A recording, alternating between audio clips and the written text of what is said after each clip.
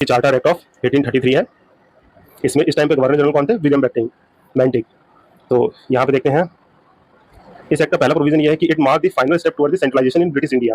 ये final step मतलब power धीरे धीरे धीरे करते करते जो रेगुलेटिंग एक्ट 1773 के एक एडमिनिस्ट्रेशन के तौर पे आई थी, अब उन एक्ट्स के थ्रू जो है कि ब्रिटिश ने अपनी पावर को सेंट्रलाइज कर दिया था इंडिया में। तो नहीं थी, वो एक एडमिनिस्ट्रेटिव बॉडी तो थी जो टेरिटरी को होल्ड करती थी, पर किसके नाम पे? In name of his majesty. जो भी टेरिटरीज अब ईस्ट इंडिया कंपनी होल्ड कर रही है वो पोजेशन हो जाएगा ब्रिटिश का, एंड वो जो है क्राउन जो भी वहाँ का किंग या क्वीन होगी उसके नाम पे होल्ड की जाएगी। इसने अब जो है कि मोनोपोली चाइना के साथ ट्रेड और टी में भी एंड कर दी। ईस्ट इंडिया कंपनी की कोई भी मर्चेंट है तो वो अदर चीज में ट्रेड करने का जो है कि राइट उनको मिल गया था। Now they can trade with China and T also.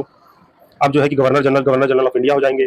First जो है कि governor general of India William Bentinck है, जिनको जो है कि full control of civil and military power दे दी गई। आप देख रहे हैं इन लोगों को नाम चेंज करने में बहुत मजा आता था। फर्स्ट क्या थे? गवर्नर जनरल, देन इन्होंने क्या किया गया? Governor general of Bengal, and now governor general of India. और यहाँ पे देखिए एक और चीज, next provision, transfer legislative power from Bombay Madras to governor general of India. मतलब जो लेजिस्लेटिव पावर थी बॉम्बे एंड मद्रास की, अब वो गवर्नर जनरल ऑफ इंडिया के पास आ जाएगी, जो कि लॉ होंगे, जो लॉ होंगे with law turn as act. अब लॉ नहीं, अब इनको एक्ट्स कहा जाएगा। And empower the governor general to amend repeal law in the British India.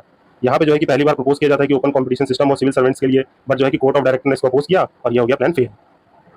And then establish the first time the Indian law commission in 1834 form होता है for legal codification of the Indian laws. And इसी जो कि इसके जो है कि chairman जो होते हैं वो लॉर्ड मैकेले हैं।